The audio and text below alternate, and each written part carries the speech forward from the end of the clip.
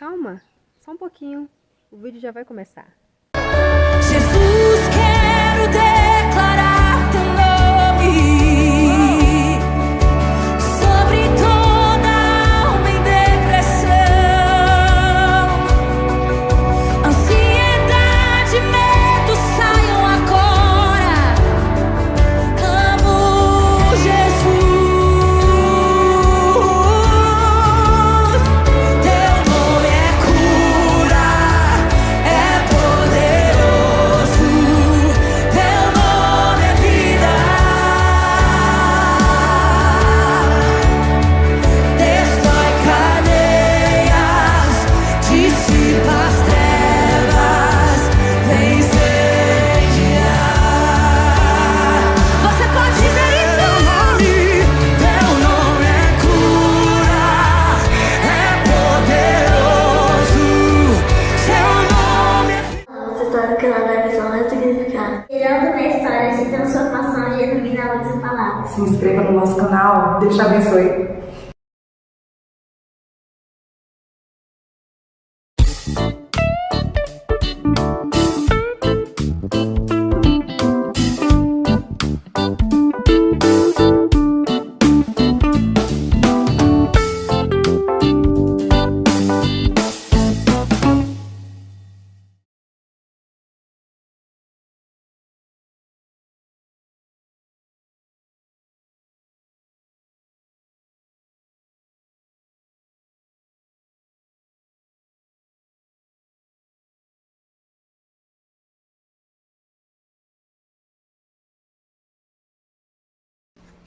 Você não está no lugar errado, não. Você está no canal da missão Ressignificar, gerando uma história de transformação genuína à luz da palavra.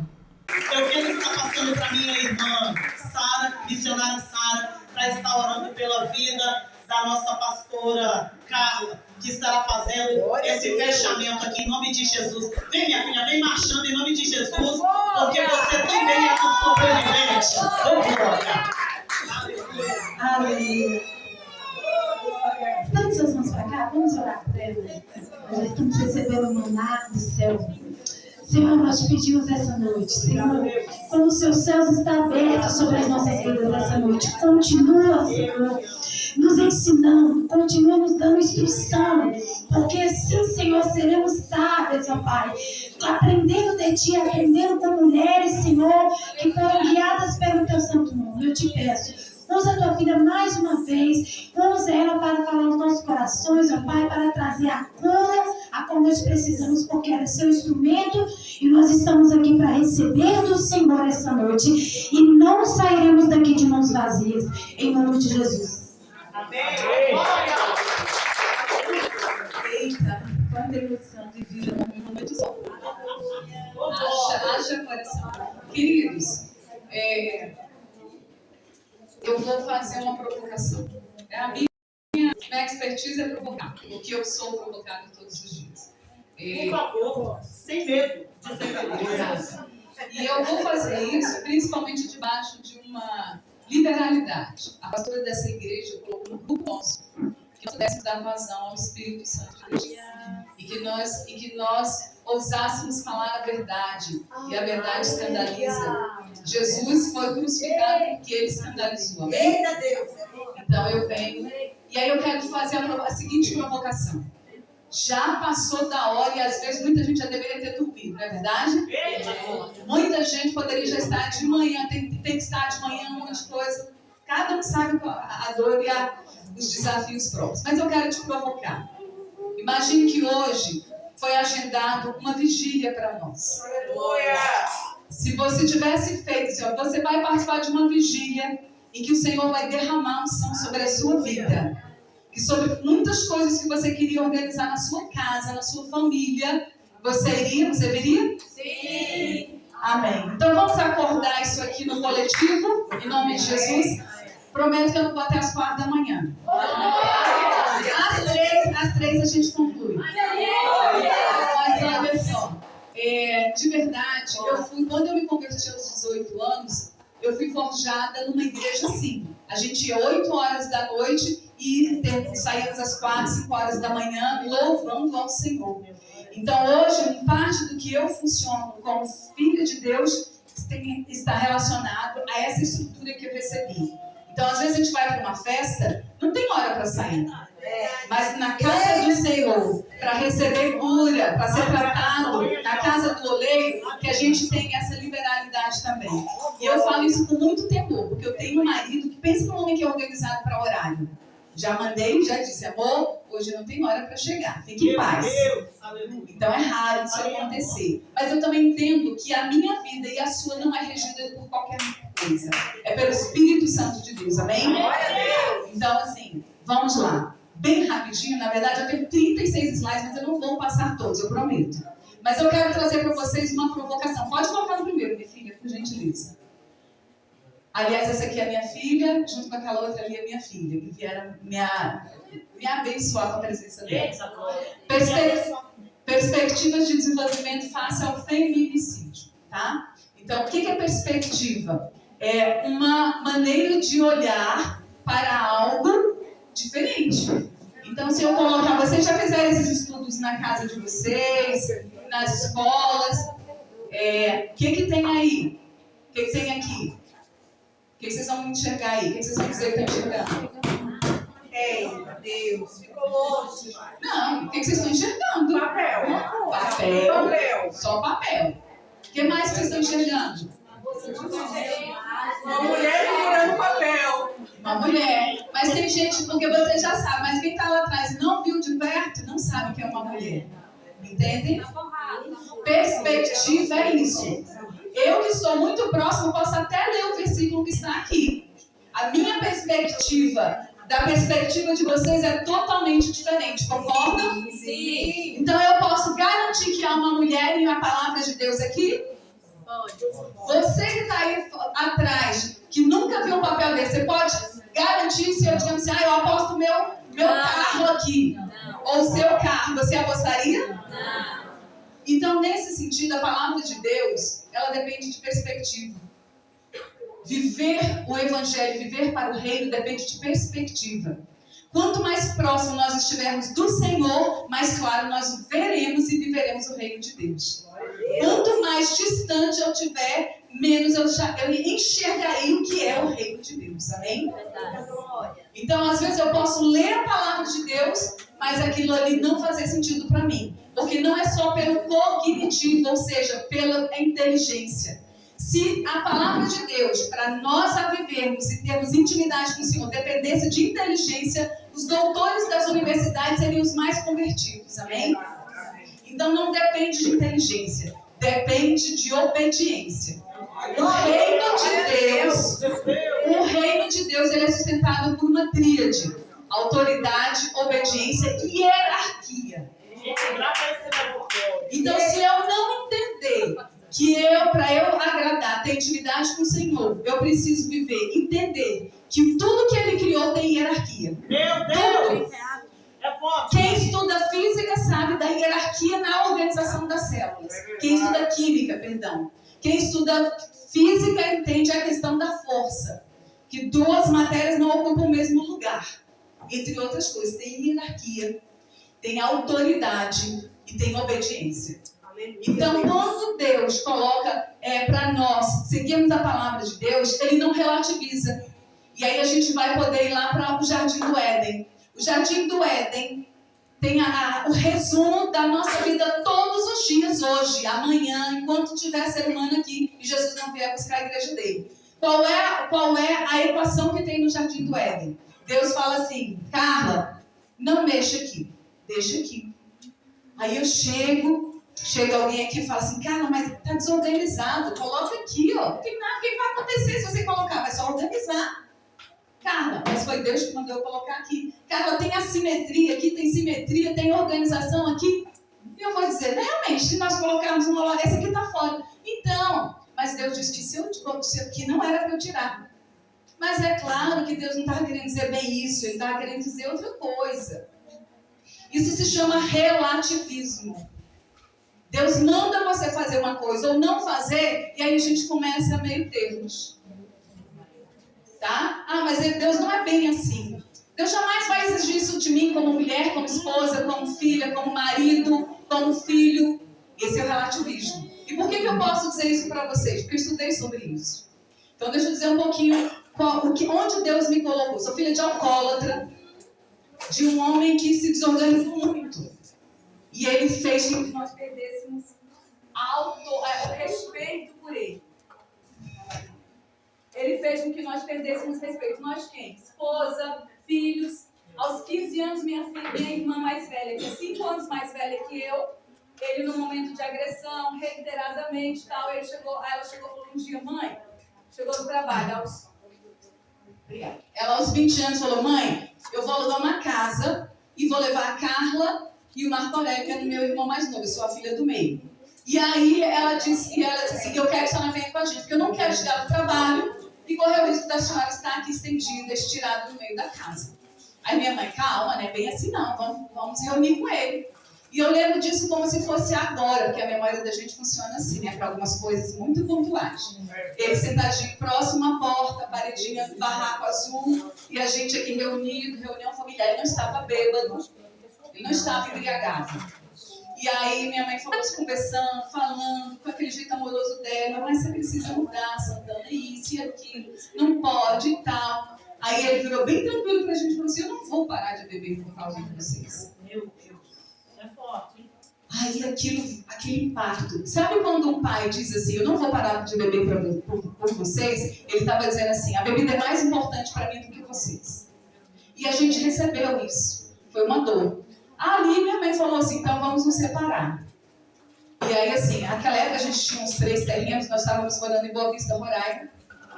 E minha mãe só, porque como ele estava muito oscilando na mentalidade, nas posições morais e éticas, ela falou assim, Santana, o que você faz para me deixar com os meus 3 filhos? Ah, porque eu não sei o que, aquela coisa toda. Eu falei assim, Santana, vende as casas, volta para Brasília, eu quero ficar com os meus 3 filhos.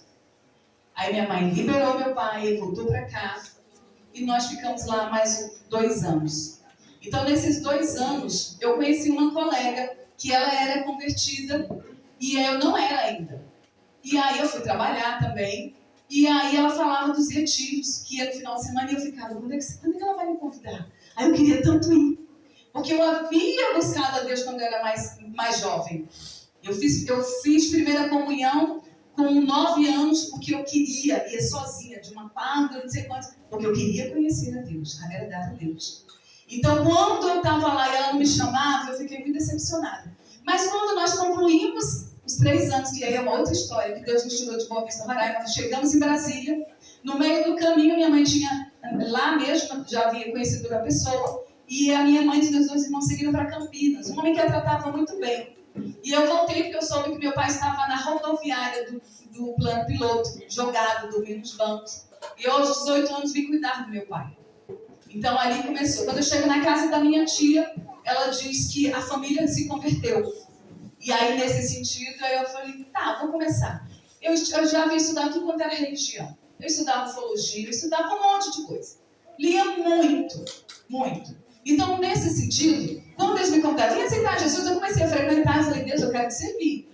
Mas aí, um dia, aceitei Jesus, mas sabendo, se eu vou entrar nessa igreja, o povo não usa calça, eu sei que o Senhor não olha para isso. Mas eu vou me submeter a estar junto com esse povo, porque esse povo não tem vergonha de se submeter ao Senhor. Então eu saí. E aí eu comecei uma caminhada com Jesus.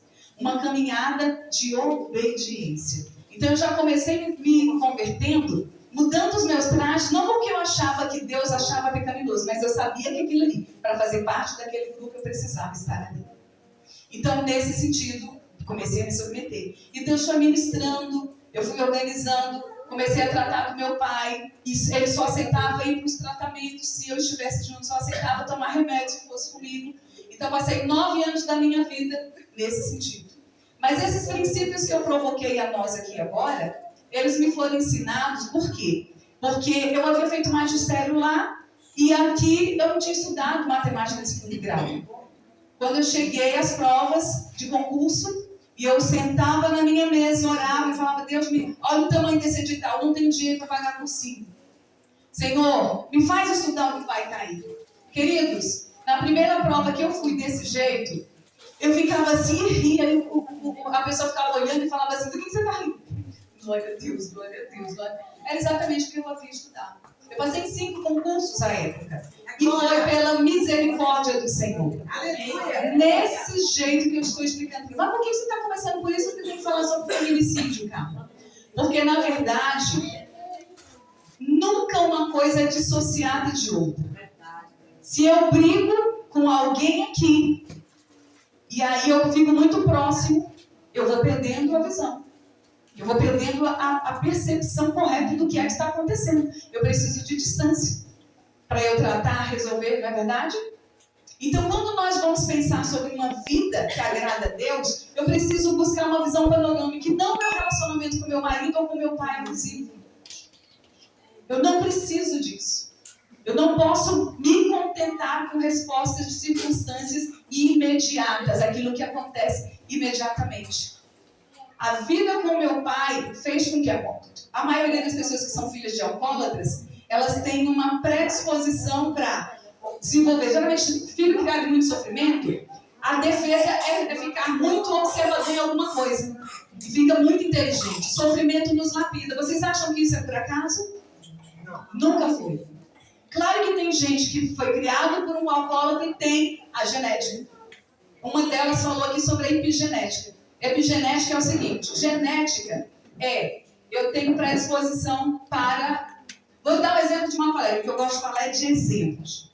Uma colega com quem eu trabalhava queria levar o marido para fazer exame do coração e chegando, ele é resistente, como a maioria dos homens para ir fazer exames. Chegando lá, não, eu vou com você. Fizeram os 2 exames e o médico falou, vem cá, moça. Ela tinha um problema genético tão grave na válvula do coração que a junta médica falou assim, uau, como é que você está viva? E ele não tinha problema nenhum no coração, mas também estava perigando morrer, e ela não.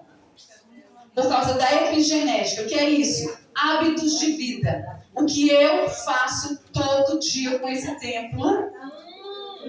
Então, a genética dela tinha um gatilho, como foi falado aqui. Se ela tivesse o estilo de vida do marido que estava obeso, ela já teria morrido.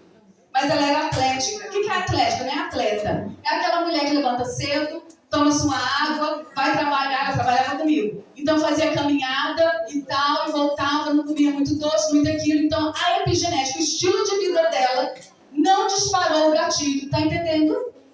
Então quando diz assim, mas eu sou, meu pai é assim, minha mãe é assim, minha avó é assim, todo mundo é cardíaco lá. Então tá repreendido em nome de Jesus.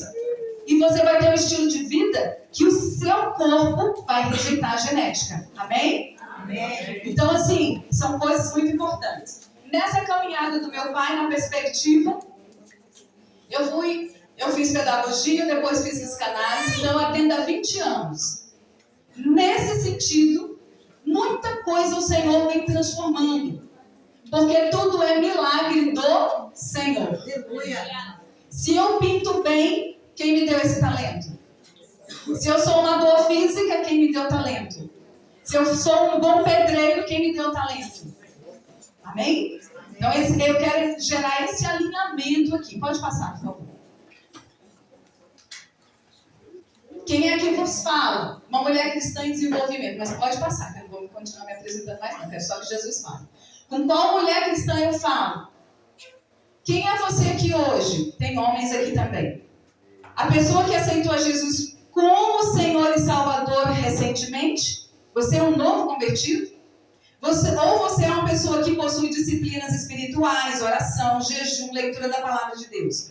Ou você é outra pessoa que aprendeu a depender de Deus para tudo e ora para se relacionar com Ele, não apenas na hora do aperto? Ou você é aquela que aceitou a Jesus como Salvador, mas ainda não conseguiu permitir que Ele seja Senhor da sua vida? Porque são 2 coisas distintas. Quando nós aceitamos a Jesus, o mundo espiritual muda. Eu passo a ficar embaixo, na égide. Isso é real porque a palavra de Deus diz. Se você declarar com a sua boca, confessar que Jesus é o Senhor, você está salvo. Mas aí a gente começa uma caminhada, um percurso. É quando eu decido se esse Jesus que me salvou na cruz do Calvário vai ser o meu Senhor. Sabe por que isso e onde está a palavra? Porque a palavra de Deus diz assim, vai chegar o dia que alguns vão dizer, Senhor, Senhor, em teu nome eu pregava, em teu nome eu orava, em teu nome eu curava enfermos. Prestem bem atenção, eu curava enfermos. E por que não? Apartai-vos de mim, maldito. Então, eu e você, que frequentamos igreja, precisamos conhecer o testamento que o Senhor nos deixou, para que a gente não fique na superficialidade. Então, ao longo de muitos anos, vivendo, aprendendo, primeiro com a minha própria história de vida, como todas elas colocaram aqui, com a minha família, depois com as pessoas que eu atendia, depois passei a estudar mais ainda. Aí você vai criando, montando um quebra-cabeça muito importante, que você não fica mais aqui na superficialidade. Você não pega um versículo e recorta e fala, Deus vai me abençoar em tudo. Vai, se você cumprir todas as ordenanças dele. Está condicionada. Deixa eu falar para nós. A estadia no reino de Deus é condicionada. Não é só aceitar Jesus. Ou eu vivo com intimidade, porque o Deus a quem nós servimos, ele é um Deus de relacionamento. Se eu não entender o que é o relacionamento, como bem todas elas falaram aqui, relacionamento é se aproximar, mas primeiro, se eu não me conheço direito, eu vou me relacionar com a medida que eu uso para mim mesma. Se eu me acho fraquinha ou fortuna, sei lá o que for, eu vou olhar com a mesma lente aqui. Então eu preciso buscar esse autoconhecimento. É importantíssimo. Mas esse autoconhecimento só é muito pontual se nós formos para quem me criou. Não tem o jargão gospel que a gente fala, crentez, que ele que fez, ele que é o autor aí, então ele sabe melhor essa máquina, como funciona, essa alma, esse espírito? Sim. Então eu posso garantir para vocês que o Deus a quem nós servimos é um Deus de milagre. Amém? Próximo, por favor. Então você precisa se perguntar que tipo de cristão e cristã eu sou e que tipo de relacionamento eu tenho com meu pai. E aí tem a definição de feminicídio. Não vou ler, mas todo mundo sabe que é violência, que é agressão, pode ir. Várias coisas que eu trouxe aqui, eu tirei do site do tribunal, mas eu quero falar sobre isso. Ciclo da violência é um ciclo necessário. Todas as coisas, elas têm começo, meio e fim, relacionamento também. Uma vez eu fui ministrar numa escola e uma filha de delegada, era um menino com diagnóstico de agressividades, e ela disse, nós não queremos, eu fui com o diretor do CAPS Sobradinho, e aí ela falou, nós não queremos esse menino na escola. Por quê? E meu pai, que é delegado, disse que ele não tem direito aqui, porque se ele me agredir, isso é crime. Falei, a senhora tem razão. O que mais que seu pai falou sobre um menino que tinha 14 anos à época? Ela falou, não, ele só falou sobre crime. Pois então deixa a gente falar um pouquinho sobre o menino. Esse comportamento dele, a gente pode organizar e ter uma visão panorâmica. Se eu ficar muito próximo aqui, eu posso cutucar e não sei qual é a previsibilidade. É imprevisível. Mas se eu passar a conhecê-lo, eu posso garantir uma coisa para você. Esse perfil de funcionamento, se você todos os dias está bem e você o trata bem, no dia que ele tiver crise, dificilmente ele vai te agredir. Isso é prova, isso é fato. Aleluia! Até, a Bíblia não fala que nem os loucos herdarão o caminho? Então eu quero chamar a atenção para vocês sobre o que é o transtorno, como foi dito aqui.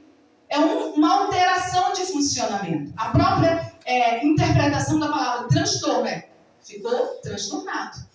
Como não há uma causa fisiológica, química, existe um quê? Funcionamento, um conjunto de variáveis. Então significa que a pessoa que deveria estar funcionando de uma forma saudável, na média, ela não está funcionando. Então, quer dizer que, aí eu vou trazer uma provocação para vocês. Eu trabalho com conceitos de desenvolvimento humano que não são deterministas. Então, pau que nasce torto e morre torto, era um ditado antigo para pessoas, né, não vale nem para o vegetal. Porque hoje nós fazemos o enxerto e a seiva que está ali não passa a colorir a planta, quem gosta de planta. O que a palavra de Deus diz para nós? Que se você beber da água viva, rios de água viva, então, quando eu, aos 18 anos, comecei a estudar a palavra de Deus, porque eu já tinha estudado um monte de outra religião, um monte de coisa, eu falei, opa, isso aqui é poderoso. E quando eu cheguei na carta de Paulo, que ele disse assim, aqui eu podia estar dando leitinho, eu podia estar dando alimento sólido, mas vocês não se desenvolveram, eu vou dar leite. Do que Paulo estava falando? Paulo estava falando de mundo espiritual, de poder de Deus, que em Hebreus fala pra gente dizendo assim, nós experienciamos parte do poder vindouro. O que é parte do poder vindouro? É do que nós havemos de viver quando nossos corpos estiverem glorificados pela ressurreição. Então eu preciso entender a visão da Bíblia toda num panorama para poder começar a me relacionar com esse Deus. Ah, mas Carla, eu não dei conta de ler ainda não tem problema não. Porque imagine, eu vou dizer para vocês o que eu me perguntei ao longo dessas 2 décadas como terapeuta e como promotora de desenvolvimento em vários lugares que Deus me levou. Um dia eu estava orando muito para uma pessoa e a pessoa não se desenvolvia. Eu falei, Pai, o que eu vou fazer? E comecei com funcionamento de ansiedade e o Espírito Santo foi buscar na presença do Senhor e o Espírito Santo falou assim, Carla, você acha que você ama mais essa alma do que eu? Jesus, aleluia. Falei, não, Senhor, me perdoe pela arrogância. Carla, eu tenho um processo para cada uma das vidas. Se um fio de cabelo não cai da cabeça de ninguém, e eu sei a quantidade, você faça você colocar no seu lugar. O Espírito Santo conversa comigo assim. As mulheres que estão aqui, a gente tem esse testemunho. Porque a gente começa a buscar o Senhor para viver o que Ele tem para nós. Não é o que eu tenho, não é o que eu quero.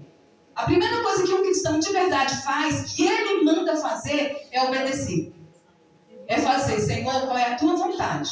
Quem não deixar a própria vida, perdeu, já perdeu. Não é aquilo que o malandro diz? Perdeu, malandro, perdeu. Jesus disse isso para nós lá. Se você amar a sua vida mais do que a mim, você já perdeu. Eita glória! Então nós estamos falando de feminicídio. Cara, por que você não entra? Porque se eu não entender isso aqui, eu vou tratar o feminicídio como o mundo trata. A primeira vez que nós lidamos com isso foi em 2015. A nossa igreja foi a primeira no Distrito Federal a fazer um seminário sobre ideologia de gênero. E nós trouxemos especialistas falando sobre feminismo, as raízes. Onde surgiram isso? Quais foram as mulheres que levantaram essas bandeiras? Qual é o interesse principal de feminismo? Nunca foi nos defender. Nunca foi, porque as mulheres que estão sendo abusadas nessas guerras lá de Israel, elas nunca se levantaram a favor das mulheres abusadas. Então a gente precisa entender de verdade o que é que o feminismo tem por trás.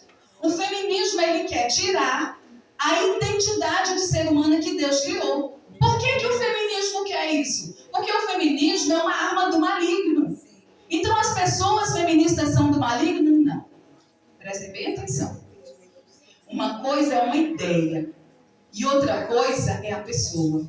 Jesus morreu por cada um de nós. Pelo assassino, pelo pedófilo, pelo agressor. Eu preciso lembrar disso como cristã para organizar essas emoções e dar conta de viver. Então, quando eu entendo o que é o feminismo, eles começaram a defender só a gente.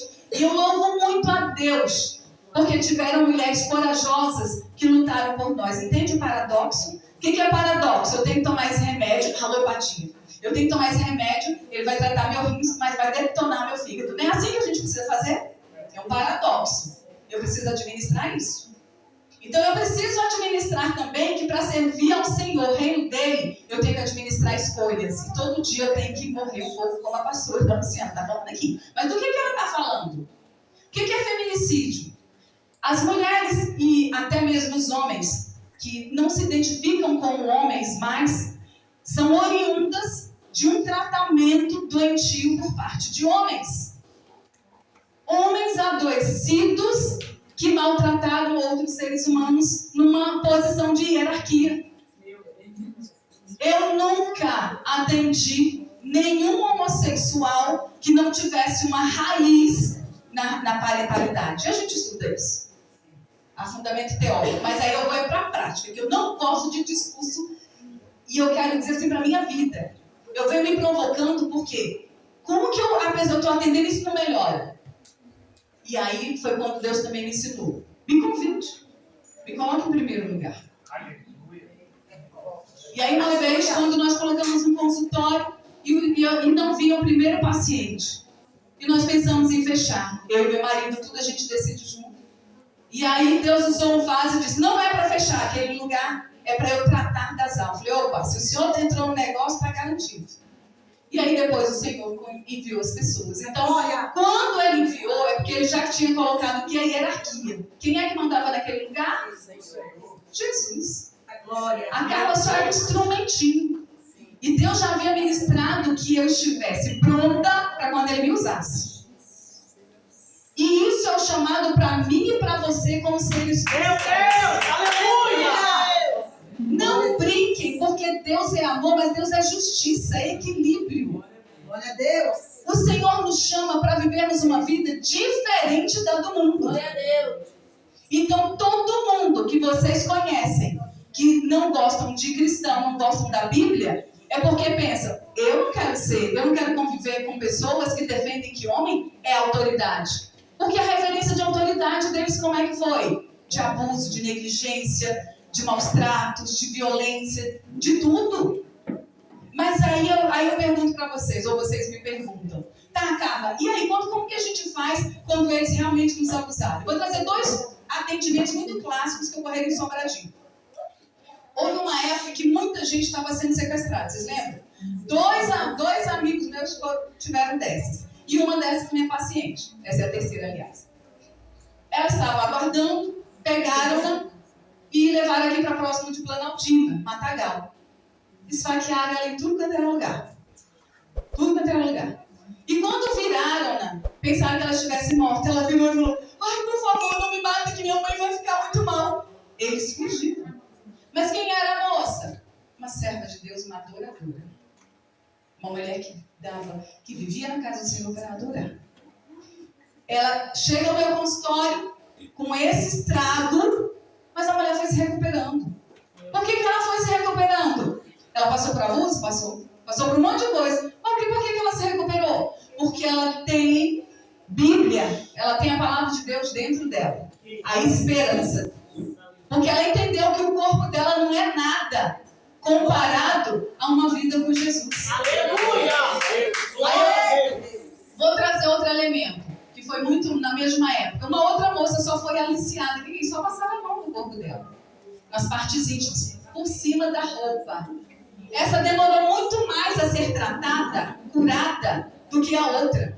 Porque essa aqui foi oriunda de uma cultura familiar. Ai, do corpo, ai. Gente, isso aqui não é tempo de Espírito Santo? É, mas esse aqui, eu e você sabemos o que vai acontecer? Pode sofrer acidente, pode ter enfermidade, não pode? E Jesus não foi o homem das dores?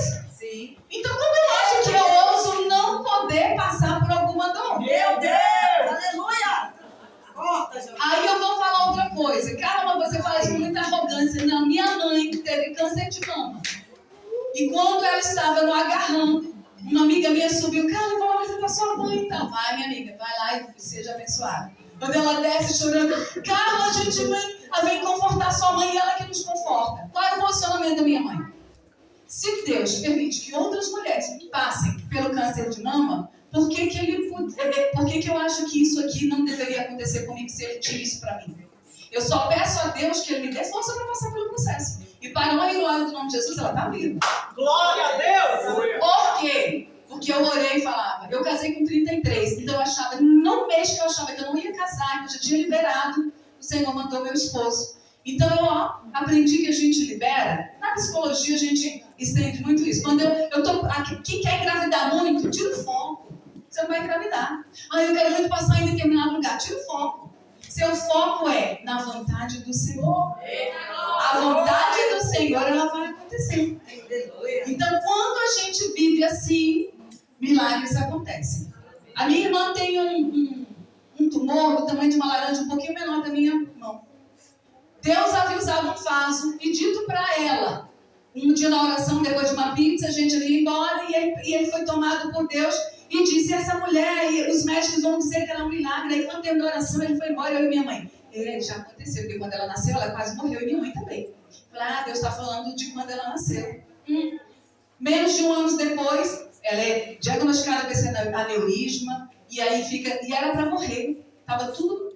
E Deus, os médicos se reuniram e disseram que ela era milagre. Ela se aposentou hoje, está bem, graças a Deus, mora comigo. Eu quero dizer para vocês que o Deus que nós servimos, ou nós nos envolvemos com Ele, ou nós vamos ficar fingindo. A igreja do Senhor, ela tem um relacionamento íntimo com o Pai. A igreja do Senhor, ela entende que Jesus fala assim: quem amar mais ao pai, ao mãe, o filho, do que eu, o que acontece? Não é digno de mim. Não é digno. Então, eu vejo essas histórias, eu tive 3 abortos. Mas eu sei exatamente, e um dos dias, o primeiro dia de aborto, eu ia ministrar no curso Mulher Única. Eu estava lá na rede, fui pro vaso, desceu, e eu identifiquei que eu estava grávida sem saber. E orei ao Senhor, chorei ali, e falei: Senhor, tu tens um trabalho para mim, me leva. E fui ministrar no curso Mulher Única. Então a gente aprende que com esse Deus, Ele nos reorganiza de dentro para fora. E que a igreja do Senhor manifesta poder, ainda como Ele manifestou, como a gente lê na Bíblia. A igreja do Senhor só vai manifestar esse poder quando ela se alinhar de verdade com Ele. Esse trabalho aqui, gente, vocês não fazem ideia do poder dele. Aqui o mundo espiritual está em polvorosa. Eu tenho uma amiga que ela tem visão do mundo espiritual. Um dia nós fomos adorar numa igreja, um evento de mulheres, e estamos lá, e eu acabando, eita Jesus, e todo mundo, daqui a pouco ela... Carla, foi extraordinário. Nós começamos, tinha um monte de coisa ao redor das pessoas, e daqui a pouco, quando a equipe de louvor consagrada começou a louvar, as coisas estavam me correndo todas. Então é para quem crê. Eu quero muito convidar você que o pensamento que chega aqui não te pertence. Não te pertence. Não acredite nos pensamentos nem nas emoções que vocês recebem. Porque senão a Bíblia não mandaria a gente renovar nossa mente. Para que a gente tenha a mente de Cristo. Esse ciclo é assim, ó. Ato de tensão, ato de violência e ato de arrependimento. É uma tríade. Tem um ato de tensão. Ali e tal, e de repente chegou às vias de fato, bateu, o homem bateu na mulher, ou então falou coisas graves. Aí daqui a pouco tem o quê? Me perdoa e tal. Muitas vezes, algumas já disseram para mim: Carla, você é balela de homem. Isso não tem. Ô amiga, Deus te abençoe. Quando eu estava me formando há 20 anos atrás, eu fui pesquisar, passei dias na Polícia Especializada de Brasília, com os detentos que estupraram mulheres. Eu passei dias entrevistando-os, porque eu queria rastrear as relações deles com as mulheres, com as mães, né? Com mulheres não, com as mães. Porque essa pergunta que a pastora fez aqui é a pergunta que eu me fazia há 20 anos atrás. O que é que uma mãe que amamenta um filho, veja, quando ele cresce, ele é violento, ele mata outras mulheres, porque são referências da própria mãe. Então a gente, no mínimo, é um conjunto de coisas, mas 2 coisas importantes. Amor demais mata, assim como amor de menos. Tem gente que se sente doente porque a mãe não amou. Quem ama demais e não estabelece esses limites, vai ficar adoecido. Então eu quero trazer para vocês que o feminicídio, ele precisa ser trabalhado a partir de uma visão espiritual e não só racional. Não estou anulando nada do que elas disseram. Nós precisamos de ajuda, precisamos uns dos outros. Mas a igreja do Senhor, deixa eu perguntar para vocês uma coisa que o Espírito Santo me perguntou. Quando eu estava muito me achando na cocada preta, lá pelos 10 anos de terapeuta. Carla, Jesus, como não fazer esse projeto para essa realidade, para isso, eu trabalhei na escola também, Senhor, como é que nós vamos alcançar? E aí eu fui buscar, e o Senhor não falava nada, e orando, ele não falava nada. Porque ele me ensinou que numa conversa, 2 falam. Então eu tinha que ter paciência para ouvir a resposta dele. E num desses processos, depois de buscar, ele falou assim: você acha que na minha época tinha que ter terapeuta para me aceitar e gerar cura? A A igreja do Senhor sempre teve terapeuta? Jesus me perguntou.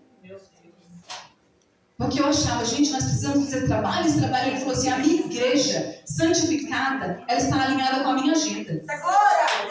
Meu Deus! Agora! E eu preciso estar alinhada com a agenda do Senhor. E a agenda do Senhor fala que se eu precisar, aquele que eu quero, aquele que me segue, eu não chamo mais vocês, como é que fala? De servos, eu quero chamar de amigos. A quem é meu amigo faz o que eu faço, a minha vontade. Jesus. Então, eu vejo muito, eu e meu marido acompanhamos muitos jovens casais se separam por banalidade, porque um está fazendo, porque é grosso, porque é grossa, porque é preguiçosa, isso e aquilo. E são servos de Deus, não estou falando de gente mundana, não, estou falando de servos de Deus. Porque o humanismo está aqui dentro, nas nossas igrejas. Ninguém vai para o joelho para salvar um casamento, com raríssimas exceções. Nós temos o testemunho de uma amiga, que ela viria comigo hoje, mas não pôde. Que no ano passado, em maio, agora faz um ano, que ela trabalha no Sara, os médicos, ela foi fazer um exame e quando ela tomou o contraste, ela teve um choque anafilático.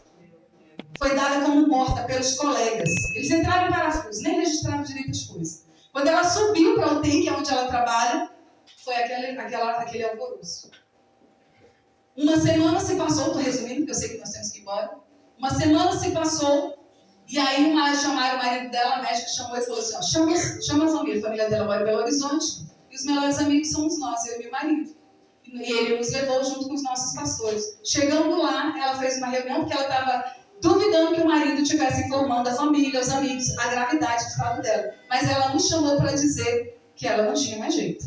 Aí ela perguntou na mesa, doutora, vocês sabem qual é a gravidade dela? Eu falei, pelo que eu entendi, um choque anafilático, então, eu acho que ela está numa situação muito grave. Ela, sim, verdade. Aí eu perguntei, quanto ocorreu de apoxia, de falta de oxigênio? Quanto tempo ela ficou sem oxigênio no cérebro? Ela, não precisa ficar sabendo esses detalhes para não sofrer. E eu falei para ela, eu não quero essa informação para eu sofrer. Eu quero essa informação para eu saber especificamente pelo que orar. Meus pastores estavam na mesa. E aí a médica falou, deu um jeitinho, meus pastores entraram, abençoaram e saíram. Eu e meu marido entramos. Começamos, porque Deus, antes de sair, Deus falou, vai lá, porque ao longo da semana nós não sabíamos se ela estava viva ou não. Eu não sentia o Espírito Santo dizer que ela estava viva. Mas em determinado momento o Espírito Santo falou assim, vai lá e ministra a cura, sem sequela. Aí nós chegamos lá e começamos. Meu marido adorando, baixinho, começou a adorar no ouvido dela e ela começou, lágrimas escorrendo. Os médicos dizem que aquilo ali é involuntário. Mentira. E aí, porque meu pai passou por isso também. Numa ministração dessa, quando ele ia morrer. Então, nós começamos a ministrar e eu comecei a ministrar na mente. Senhor, reorganiza, Senhor, as células, desinflama, parte por parte. E a nossa igreja levantou um relógio de oração 24 horas por ela. Tremendo. Todo mundo. Depois foram lá para a frente do Sara. E os colegas de trabalho dela falaram que sua igreja esteve aqui.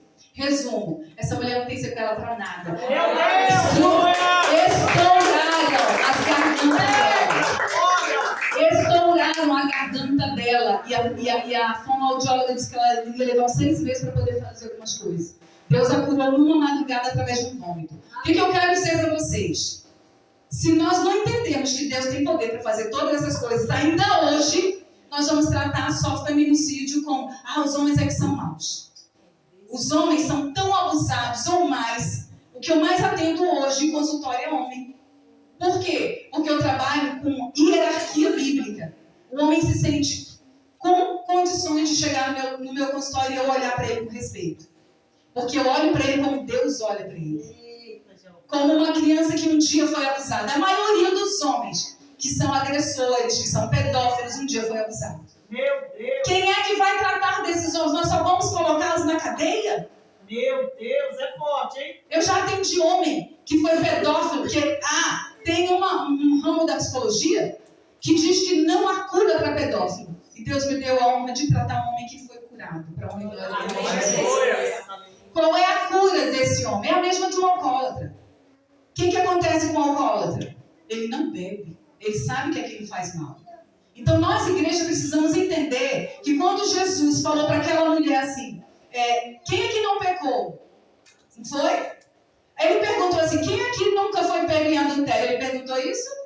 Não. Ele não equiparou os pecados. Deixa eu dizer para você. Ele não disse, você que já foi adúltero também, joga a primeira pedra, não vai jogar. Provavelmente tinha gente ali que nunca tinha nem olhado direito pro cônjuge do outro. Mas o Senhor equiparou o pecado do mesmo jeito. Meu Deus, é forte. Então eu quero só chamar que a igreja do Senhor tem que ter um posicionamento diferente do mundo. Nós temos que nos unir. O casamento está em desavença. Bota o joelho no chão.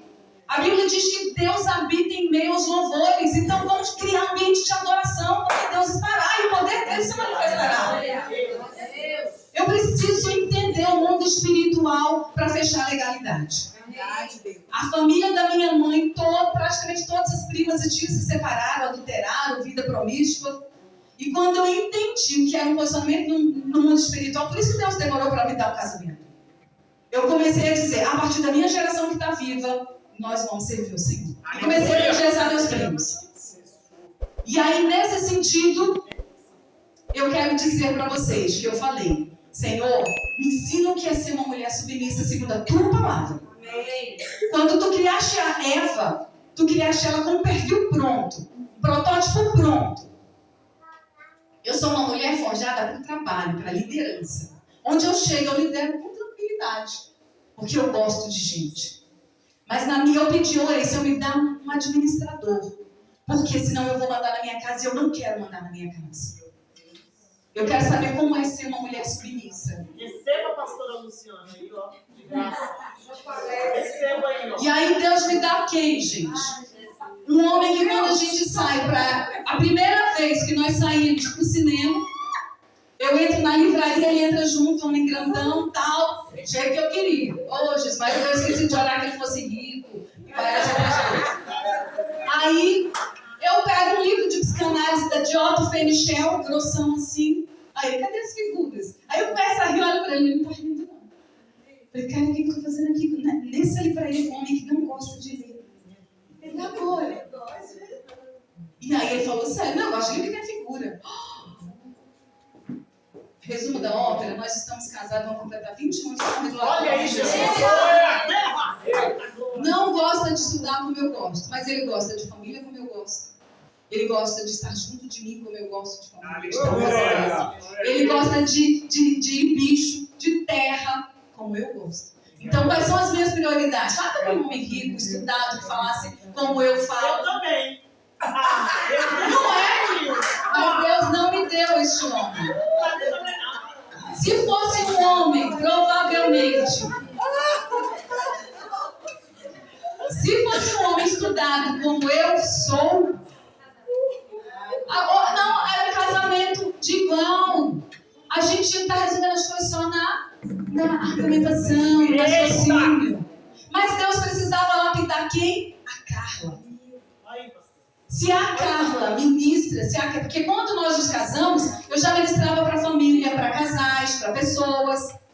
Então, o que Deus precisava? Me colocar no meu lugar de dependente. Meu Deus!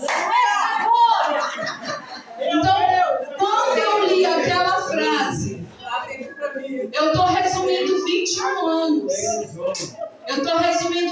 anos. Nunca foi fácil. Nem será, como foi o testemunho aqui da nossa amiga. Nunca foi fácil. Mas quando um dos dois, ou os dois, se colocam aos pés do Senhor, o milagre acontece. Porque nós precisamos orar pelos homens, igreja. Nós precisamos orar pela cura. Nós precisamos sustentá-lo, porque o nosso lugar não é ficar medindo inteligência, força, não. Nosso lugar é ser adjuntora. A adjuntora não é inferior. Deus nos criou com um cabedal de estrutura fisiológica diferente. A gente tem mais hormônio, como ela disse aqui, que eu também já estou na menopausa há 9 anos. O que acontece? A gente fica assim, Por que a gente precisa tanta emoção? Por que a gente se ofende tanto? Porque para gerar um filho eu preciso desse tanto de hormônio. Se eu não tivesse tanto de hormônio, eu não gero filho. Esse é o preço pela honra de gerar filhos para o reino de Deus. Meu Deus, aleluia. Agora, qual é o papel dos homens? Que eles deem conta de serem sacerdotes de um lar. Quando eu ministro para os homens, ou quando eu atendo um homem, eu digo assim: você já teve algum chefe incompetente? Ixi, aos montes. Quanto tempo você ficou? Uns meses, foi horrível. Imagine sua mulher com você. Que tem que ficar anos. Porque é muito ruim ficar do lado de um homem que não toma iniciativa, de um homem isso e aquilo. Mas a gente tem que se submeter, amar. O poder espiritual que há abre mão de ter razão. Vá para a obediência, relacionamento com Deus. Aleluia! Da glória, igreja! Alguns casamentos que estavam para ser desfeitos não foram para honra e glória do nome de Jesus. Um dia eu ia passando e Deus falou: vai ali visitar a sua coordenanda. Entrei lá na escola: ô amiga, tudo bem, como é que você está? E aí eu não conhecia a história dela, a gente conhecia de trabalho. Falei: amiga, como é a sua história? Tem 10 anos que eu estou separada e eu traí meu marido. Falei: nossa, que pesado. Ele já está casado e tal. Falei: ai, que difícil, realmente tal. Aí o Espírito Santo começou: diga para ela. E eu comecei: tá. E se Deus restaurar o seu casamento? Ela: não, ele já tem um casamento, já tem uma filha. Eita Deus. Falei: isso é forte. Aí eu falei, e o Espírito Santo mandou eu falar de novo: mas e se ele restaurar seu casamento? Ela: cara, isso não tem como. Eu tenho vergonha, ele não vai me aceitar e ele já tem outra família. Deus, não acredito que Deus vai querer separar outra família. Eu: tá bom. Fiquei aqui no meu quê? Racional, porque eu era uma mulher, isso foi mais de 15 anos atrás. Eu era o quê? Muito mais também desse jeito, ok. Politicamente correto o nome que eu era. Eu não sou, a Igreja do Senhor não é politicamente correta. E aí, eu cheguei, aí eu falei para ela, aí o Espírito Santo de novo falou: e o que você me diz de Sara e Agar? Quem foi que nasceu primeiro? Digam. Ismael. Mas quem é que é tratado como primogênito? Isaac. Qual é o princípio bíblico? Hierarquia, autoridade, obediência. Não importa a justificativa que a gente dê para o nosso pecado. Quando Deus dá uma ordem, nós temos que seguir. Meu Deus, aleluia. Então, quando eu conversei com ela, tá saindo dali, porque o meu racional ainda não estava maduro igual agora, 15 anos depois. Fui embora, mas eu tinha falado que Deus mandou falar. Posteriormente, eles casaram, voltaram, ficaram juntos, foram servir fielmente a uma igreja, estou só resumindo. E ele morreu na pandemia, os dois abençoados. Aí você vai perguntar: e Deus não ama a família que ele constituiu de novo? Ama. Tanto ama que salva. Igual falou, foi lá socorrer Ismael e disse para quê? Eu ouvi o clamor do menino. Mas Deus tinha um projeto, era com quem? Com Sara. Glória! Aleluia! Sara era que devia ter gerado, Sara nunca devia ter duvidado. Meu Deus! Então a igreja do Senhor tem que começar a mudar a lente. A nossa lente não é humanista, a nossa lente é espiritual. A nossa visão é do reino. Se for preciso morrer, que nós morramos. Meu Deus! A igreja, uma vez, uma colega vendo um vídeo da gente marchando, um trabalho de mulher e tal, e a gente vestida lá de exército e tal, louvando ao Senhor, e a gente sabe que o que estava acontecendo no espiritual, e ela falando, soltou lá no Facebook dela: olha aí, ó, depois não querem ser chamados de fundamentalistas, uns 10 anos atrás, não querem ser chamados de fundamentalistas. Sabe qual é a resposta para ela? Ou para qualquer um que diz isso? Somos fundamentalistas, sim. Mas nós morremos ao invés de matar Cristo. Nós morremos pela causa. Nós morremos por Jesus. Porque esse é o Evangelho. Menos eu e mais Jesus. A gente não canta isso? Mas por que na hora de administrar a relação?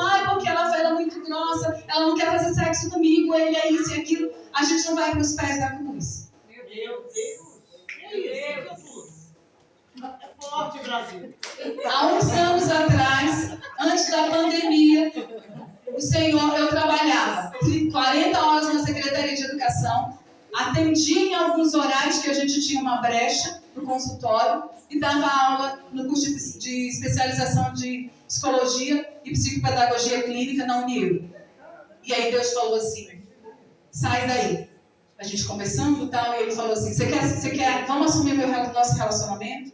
Falei, pai, me ensina como é que é isso. Aí ele me tirou. Tinha sido convidado a fazer um mestrado na UNB, que eu falei que eu só ia fazer mestrado se um doutor me convidasse, eu desafiei Deus. Eu falei, é claro que nenhum doutor vai me convidar para fazer mestrado. E aí, lá na União, do trabalho Estela Rossato, fala, vem para mim a aula, eu quero você. Só que aí Deus falou assim, quando ele me colocou onde eu queria, que eu amo estudar, eu queria fazer essas coisas para ter autoridade, para falar, você não precisa disso. Porque o que acontece quando eu te uso é do meu poder. Você vai se acabar de quê? De algum certificado seu?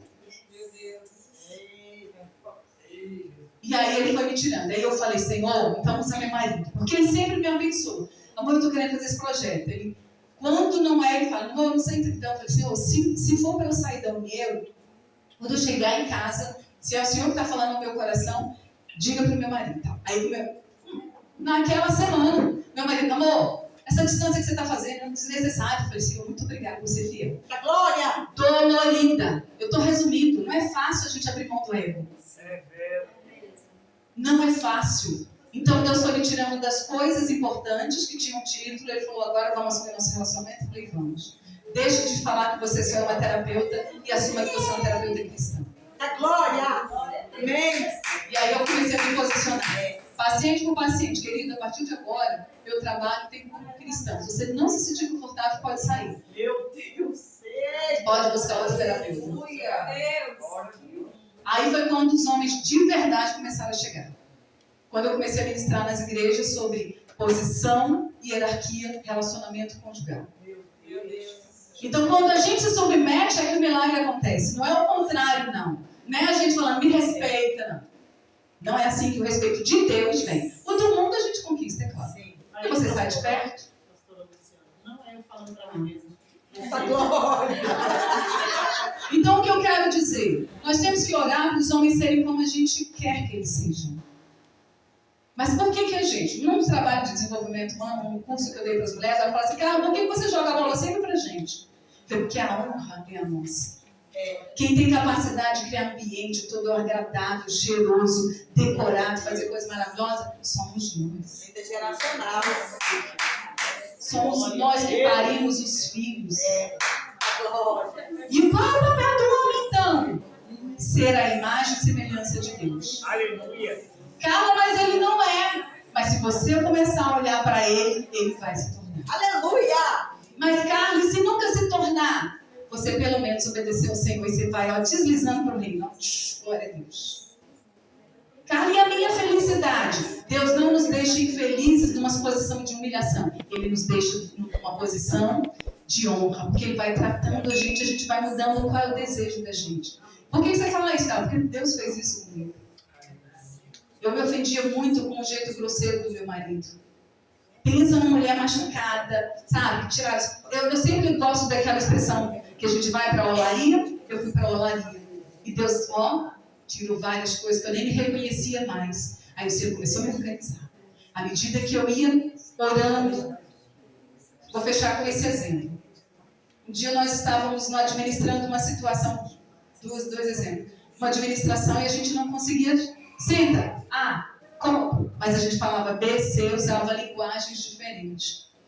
Então eu falei, Deus, eu não dou conta, me ajuda, me ajuda. Aí fui para as bananeiras, a gente mora numa chácara, antigas que tinha lá, não tem mais, e eu comecei a orar, para lá e para cá, esse final de tarde. Senhor, Tu me ensinaste que esse pensamento de separação, de suicídio, não é do Espírito Santo. Então, tira de mim, porque eu não consigo me enxergar outra alternativa, se não nos separarmos. Está doendo, Senhor, eu não quero ofendê-lo, eu ainda o respeito, eu amo, e para lá e para cá orando. 10 minutos, 15 minutos, 20 minutos, 30 minutos. Depois que eu já tinha esvaziado o Senhor, falado, Senhor, eu me submeto ao Senhor. Eu não saio daqui enquanto o Senhor não me abençoar, como Jacó. Porque eu sei que o Senhor já me ensinou que esse pensamento de separação não vem do teu reino, não vem do Espírito Santo. E fiquei lá, sangrando internamente. Parei e fiquei lá, de repente veio um vento, balançou as copas dessa bananeira. E assim como balançou e parou o vento, os meus pensamentos, o Espírito Santo começou a ministrar. Carla, lembra disso dele? Lembra disso daquilo? E eu comecei a oxigenar pensamentos que vêm do reino de Deus. Aleluia! Eu consegui pensar em como começar a conversar com ele de novo. Então Deus vem tratando a gente assim. Ele não vem tirar, ele vai transformar a gente da noite para o dia. É um processo. E aí uma vez ele começou a mudar o comportamento quando eu parei de pedir e só orar. É real, é. Eu quero só te provocar para você viver milagres com Deus. Essa menina aqui, a médica disse com 2 aninhos, ela tem 50%, 60% de adenoide. 2, 3 aninhos, precisa operar. Tá bom, doutora, muito obrigada. Fui para casa. Pai, tu és o médico dos médicos. Tivemos um culto, o pastor falou, vem orar para cura. Eu falei, meu elevador no colo. E entreguei. E a minha oração específica, que é a arma de guerra que eu quero ensinar vocês. Orem especificamente. Amém. Falei, pai, que eu creio que à medida que ela crescer fisicamente, isso vai diminuir dentro do corpo dela. Se for da tua vontade, ela vai crescer e isso vai dissolver. Ela não precisou tomar corticóide, como a médica disse. Eu vou fechar por aqui, porque a gente vai se encontrar outras vezes, se Deus permitir, e eu vou contar os testemunhos. Agora eu quero orar.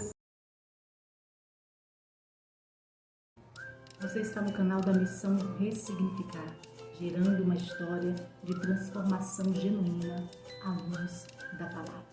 E se esta palavra chegou ao seu coração, compartilhe, alimente mais alguém com essa verdade, com a verdade que liberta. Em nome de Jesus. Amém. Nós vamos se colocar em pé. Glória, glória a Deus, aleluia a Deus. E aí eu quero chamar, como todos os lugares que eu vou, eu gosto de alinhar a hierarquia. Pastor, vem aqui orar por nós, por favor. Aleluia. Glória! Viver para o Senhor é abandonar o seu ego. Como eu estava conversando com a Mídia aqui agora, e ela me falou. Tem que abandonar o ego. E é dos dois. Não pense, gente, a vida honrosa que a gente tem de saber que Deus fala aos nossos corações é extraordinária, não tem preço.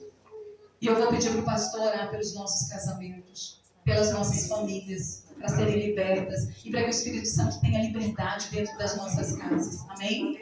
Vocês lembram do Quarto de Guerra, o filme? Amém. Chega na sua casa e faz aquilo, por favor. Jesus. Glória, glória a Deus, aleluia. Vamos orar, né? Em casamento precisa ter um bocado de reajustes.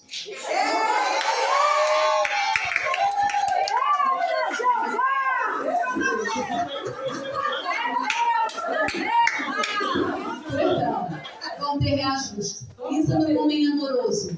Pensa no homem acolhedor. Não merece beber, amém? Vamos orar, Deus. Soberano Deus, eterno Pai, aqui estamos mais uma vez, meu Pai, reunidos aqui na Tua casa, nesta casa de oração. Eu te peço em nome do nosso Senhor Jesus Cristo, toma nossas vidas, nossas famílias, nossos lares nas Tuas mãos.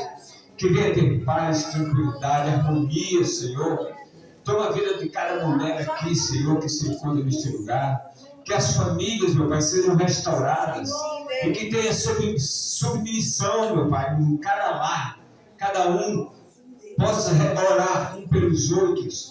Para que possa ter uma harmonia que venha do Senhor. Toma nossas vidas, Senhor. Toma nossa casa, todas as famílias. Que possam ser restauradas. Aqueles que precisam de restauração. Mudar as atitudes. Mudar, meu Pai, buscar a Tua presença em nome do Senhor Jesus, eu te peço. Toma nosso lar nas Tuas mãos, ó Deus. Que o Senhor possa nos curar de tudo aquilo que não provém de Ti, Senhor. Que possa ser mudado, que possa ser transformado e que nós possamos ser verdadeiramente a Tua imagem e semelhança como diz a Tua palavra. Toma nossas vidas em Tuas mãos, eu entrego, Senhor. Cada vida, cada casamento, cada lar, cada casa. Restauração, restaura lares que precisam de ser restaurados, restaura famílias que precisam ser restauradas, restaura maridos, mulheres que precisam de ser restaurados, Senhor. Eu entrego aqui nesta noite agora em Tuas mãos, que Tua vontade venha prevalecer, que não seja a nossa, mas a Tua vontade, Senhor. E assim eu te louvo e te agradeço por tudo que tem feito e sei que muito ainda vai fazer por nós, em nome do nosso Senhor Jesus. Amém.